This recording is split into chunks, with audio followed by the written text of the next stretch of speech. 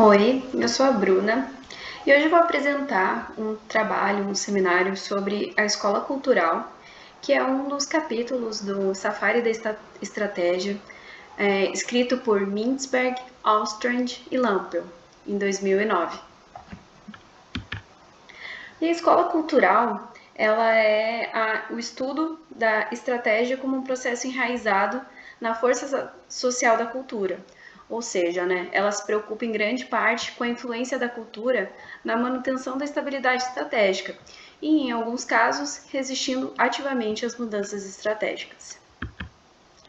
As premissas dessa escola, elas são 5. E a primeira é que a formação de estratégia ela é um processo de interação social, baseado nas crenças e nas interpretações comuns aos membros de uma organização, ou seja, aquelas crenças que todos têm em comum. A segunda é que um indivíduo ele adquire essas crenças através de um processo de aculturação ou socialização, o qual é em grande parte tácito e não verbal, embora seja às vezes reforçado por uma doutrinação mais formal. Então, ela é reforçada pelas atividades feitas no dia a dia, aquela cultura ela é absorvida pela empresa, mas não é nada imposta. Então, o indivíduo, ao entrar na empresa, ele vai absorvendo aquela cultura. A terceira, portanto, os membros de uma organização eles podem descrever apenas parcialmente as crenças que sustentam uma cultura, ao passo que as origens e explicações elas podem permanecer obscuras. Muitas vezes os membros eles vão representar as culturas, a cultura da empresa, mas não se sabe ao certo de onde ela veio. Foi apenas um jeito, uma ideologia que a empresa criou e que a caracteriza. A quarta é que, em consequência disso, a estratégia ela assume a forma de uma perspectiva, acima de tudo, enraizada em intenções coletivas, não necessariamente explicadas, como eu citei anteriormente, e refletida nos padrões pelos quais os recursos ou capacidades da organização são protegidos e usados para sua vantagem competitiva. Portanto, a estratégia ela é melhor descrita como deliberada, mesmo que não seja plenamente consciente. E a quinta é que a cultura, e em especial a ideologia, elas não encorajam tanto as mudanças estratégicas quanto a perpetuação da estratégia existente. Na melhor das hipóteses, elas tendem a promover mudanças de posição dentro da perspectiva estratégica global dentro da organização. Mas essa mudança estratégica, por conta da cultura, ela é um pouco dificultada, porque os membros tendem a agir já de uma maneira que toda a organização age. A origem da escola. Essa escola ela foi descoberta nos estudos da administração nos anos 80, porque se via um grande padrão nas corporações japonesas, as quais criaram os conceitos de just-in-time, filosofia Lean, melhoria contínua, e queriam se estudar, o porquê que elas eram tão diferentes e por que faziam tanto sucesso.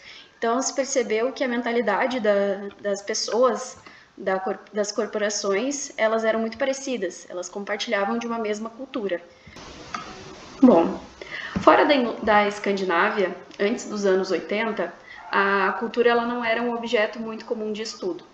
Mas na Inglaterra, em 1985, o Andrew Pettigrew ele realizou um estudo detalhado da empresa britânica ICI, que revelou para ele que os fatores culturais são muito importantes.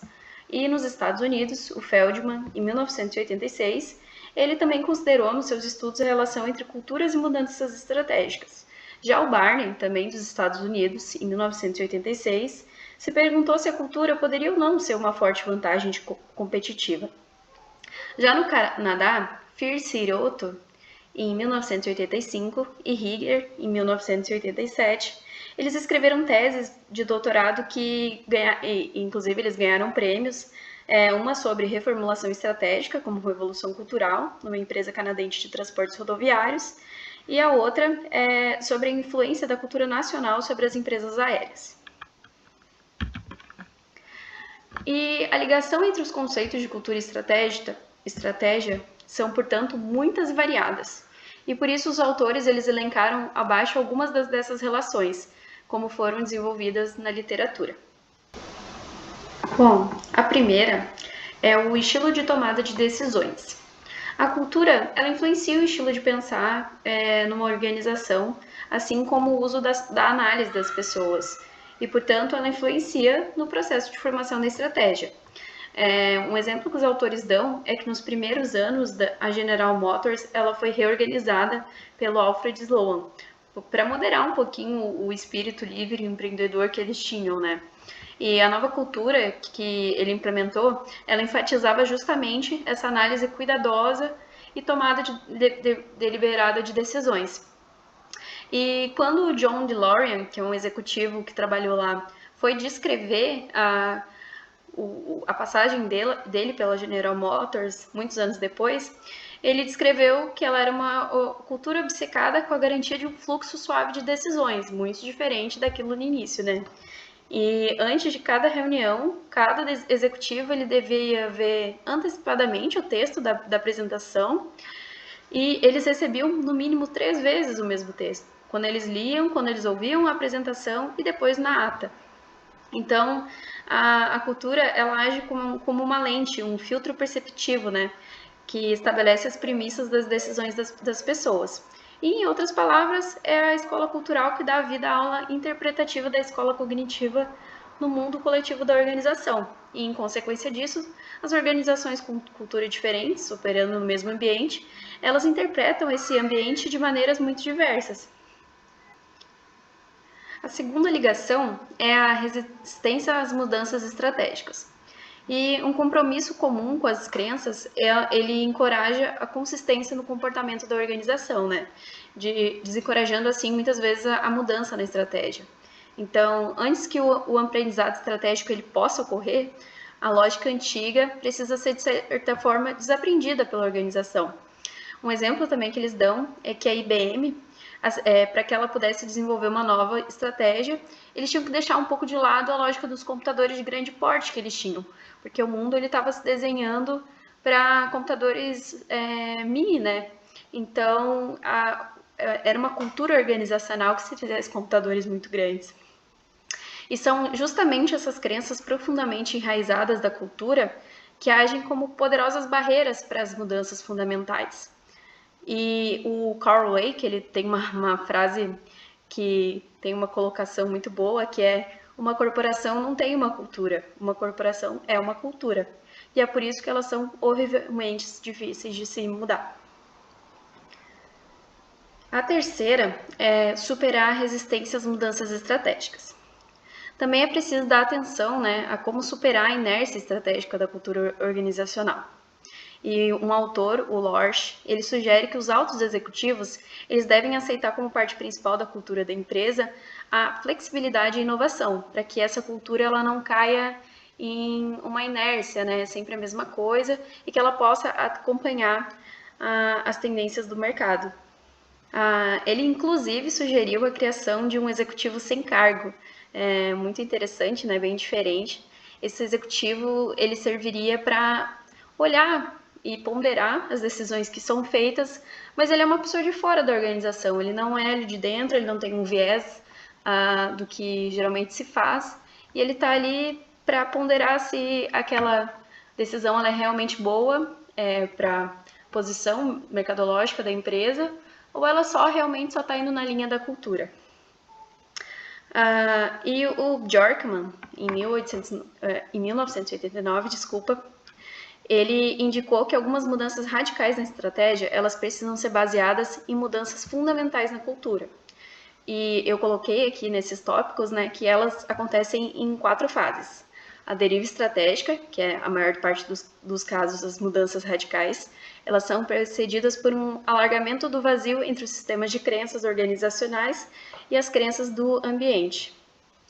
Tem o descongelamento dos sistemas de crenças correntes, que em geral a deriva estratégica ela acaba conduzindo ao declínio financeiro, porque as pessoas ficam muito atordoadas, né, com essa mudança, então acaba que a empresa passa por um período de instabilidade, e o resultado é uma tensão e desunião crescente na organização, inclusive um rompimento do sistema de crenças.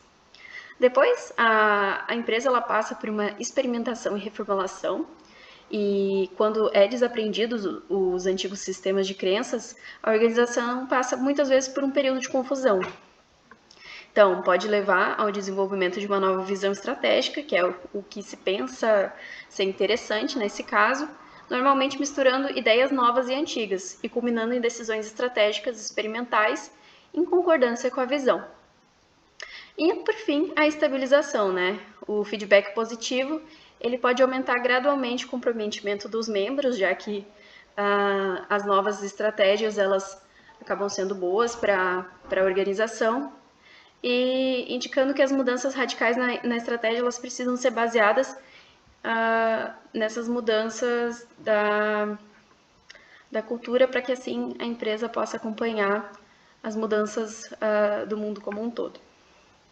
A quarta ligação é a de valores dominantes, e ela diz que as empresas bem-sucedidas, elas são dominadas por valores chaves. Então, temos o atendimento, a qualidade, a inovação, os quais, por sua vez, provêm vantagem competitiva, até como a gente já estudou nos textos do Porter. E foi esse um dos temas mais vendidos nos livros de administração de todos os tempos, né? Que é o Vencendo a Crise, do Peters e do Waterman. E é interessante notar que esse livro ele não era sobre estratégia. A palavra estratégia ela nem aparece no livro, ela aparece 2 vezes só. Mas sobre como as organizações elas usam essas vantagens competitivas para sustentar as perspectivas estratégicas que elas têm, que são estáveis. E em um estudo anterior, esses mesmos autores dos 2 livros, do livro, eles introduziram uma famosa estrutura que se usa em administração, a qual se colocava a cultura, denominada uma das metas superiores, no centro, e na volta dela estavam distribuídas estratégia, estruturas, sistemas, estilo, pessoal e aptidões. E de acordo com esses autores, todos esses aspectos de uma organização eles devem se encaixar de forma harmoniosa para que ela tenha sucesso. A quinta e última é o choque de culturas. As estratégias de fusões, aquisições e empreendimentos conjuntos têm sido examinadas do ponto de vista do confronto de diferentes culturas, porque quando 2 empresas se fundem, elas não levam só as pessoas, os produtos ou serviços que elas oferecem, mas também o seu modo de agir, a sua ideologia. Então, esse choque de cultura ele tem sido usado, por exemplo, para explicar por que a onda de fusões dos anos 80 ela deixou de satisfazer as expectativas, por que não é mais tão interessante assim a gente fundir a empresa justamente por vieses financeiros, né? E embora a combinação de 2 empresas ela possa fazer sentido, do ponto de vista racional, né? Se uma empresa ela tá sofrendo com algum ponto, está indo à falência, essas diferentes culturas menos evidentes, elas podem servir justamente para desfazer a união. E a cultura única que moda cada organização, ela garante que essas estratégias sempre serão problemáticas. Aqui, outros 2 pontos que os autores colocam, falando sobre recursos, né? Os recursos como base de vantagem competitiva. Então, coloquei aqui uma frase. Crenças e valores, elas criam objetos e esses criam e moldam esses valores. Ou seja, tudo que as pessoas fazem nas organizações, o resultado disso, ele tem um viés daquilo que as pessoas são. Então, aquele viés, ele é repassado para outras pessoas, sejam elas as próprias pessoas das organizações ou os clientes finais. E com isso a gente pode sempre repassar essa cultura e ideologia e perpetuar. E aqui a gente tem a cultura como recurso-chave. A cultura como a mais eficaz e durável barreira à imitação, né? Conforme uma empresa ela se torna cada vez mais cultural, uma cultura forte, uma ideologia, algo que a represente, ela faz produtos e serviços diferencialmente dos outros concorrentes, e isso se reflete como o posicionamento dela no mercado. Então, é muito difícil que uma empresa imite outra, sendo que ela não tem os mesmos recursos para poder fazer essa imitação, né? Como eu posso ter um financeiro ou um RH que seja tão bom como outra empresa, se a minha cultura é diferente dela. Então, é um recurso-chave contra a imitação. Algumas críticas à escola cultural que eu trouxe aqui Na verdade, eu trouxe 4. E eu começo com uma frase que é: se 2 acadêmicos têm a mesma ideia, um deles é redundante. Ele foi falado na palestra da Strategic Management Society em Montreal, em 1982, essa frase. E o que ela representa, né? Se a nossa empresa tem sempre a mesma ideia, sempre o mesmo modo de pensar, sempre a mesma ideologia, ela sempre vai ficar ao redor da mesma coisa. Então, inovação não é um ambiente muito explorado. Por quê? Porque as pessoas têm sempre as mesmas ideias. Então, essa é uma das críticas à escola cultural. A outra é que ela pode desencorajar mudanças necessárias. Como já foi dito, né, como quando as pessoas têm uma cultura muito forte, é difícil que uma mudança seja implementada facilmente. As pessoas têm muita resistência à mudança. Então, ela acaba desencorajando mudanças necessárias, principalmente do ponto de vista estratégico, porque a estratégia é um ponto que tem que ser revisto constantemente. Quando se precisa mudar, não é tão fácil numa empresa de cultura forte. Um outro perigo da cultura como estrutura explicativa é que ela iguala a vantagem estratégica à singularidade organizacional. Então, a gente já viu que a sua singularidade organizacional da empresa, ela pode ser usada como estratégia, mas não necessariamente as duas coisas são a mesma coisa. Então, quando a gente acaba levando isso ao pé da letra, pode ser que eu fique sempre com essa mesma estratégia e nunca mude porque a minha cultura não me permite. E também há um problema levantado anteriormente a respeito do desequilíbrio que ele é discutido durante todo o livro, né? Então, quando a gente não pode levar uma escola como uma premissa principal, simplesmente porque ela traz coisas boas para a organização.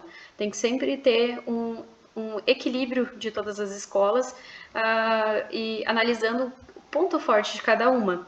Então, não posso aplicar a escola cultural, as premissas da escola cultural na minha empresa 100%, né? Senão eu vou acabar sofrendo o que eu dissertei aqui nas críticas. Então, sempre tem que haver um equilíbrio entre as escolas. E uma curiosidade que eu trouxe é que o Mintzberg, em 1996, ele publicou em um artigo, uma parte de um artigo, 5 passos fáceis para destruir uma cultura rica. Então, o passo 1 é gerenciar os lucros como se ganhasse dinheiro gerenciando dinheiro. Então, na verdade, a gente gerencia toda a organização e, inclusive, as pessoas que vivem nelas, que vivem ou não, que trabalham nelas, né? Então, não se pode focar apenas nos lucros. O passo 2 é fazer um plano para cada ação. Por favor, nada de espontaneidade nem de aprendizado. Então, a gente não quer pessoas metódicas, né? Quer que se criem estratégias para inovação, que às vezes nessa falta de planejamento é que vem uma ideia inovadora. Passo 3 é mudar os gerentes de um lugar para ter certeza que eles nunca cheguem a aprender qualquer coisa, exceto a gerenciar bem e chutar o chefe para cima. É melhor gerenciar um portfólio do que uma empresa de verdade. E o passo 4, ser sempre objetivo, o que significa tratar as pessoas como objetos, em particular, contratar e demitir funcionários como se compram e vendem máquinas, tudo é um portfólio. Então a gente tem que construir nas pessoas, ao contrário do que o Mintzberg colocou aqui, é claro que é uma ironia, a gente tem que fomentar que as pessoas fiquem na empresa, né? E sempre tratá-las bem para que a gente tenha a menor rotatividade possível, o que vai fortalecer a cultura, já que as pessoas ficam muito tempo na empresa. E o passo 5 é fazer tudo em 5 passos fáceis. Então, nada é resolvido em 5 passos. As contribuições da escola. Em comparação com o conflito incoerente da política, ela oferece o consenso integrado de ideologia.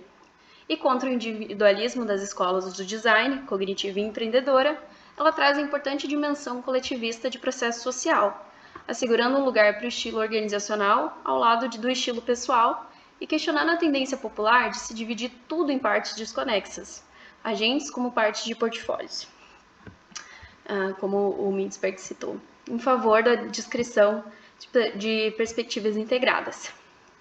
Então, ao contrário das escolas que são mais individualistas, né, ela traz essa percepção de que tudo tem que ser integrado, e isso é muito importante nas organizações. E em comparação com as tendências sem preocupações históricas das escolas de planejamento e posicionamento, que é mudar de estratégia como se muda de roupa, ela embute a estratégia na rica tapeçaria da história de uma organização, misturando, né, a cultura e a organização. Então, nessa escola, a formação da estratégia, ela torna-se a administração da cognição coletiva, uma ideia criticamente importante, embora difícil de administrar. Um outro ponto que os autores também falam, né, é que a escola cultural, ela também parece mais aplicável em determinados períodos da vida das organizações.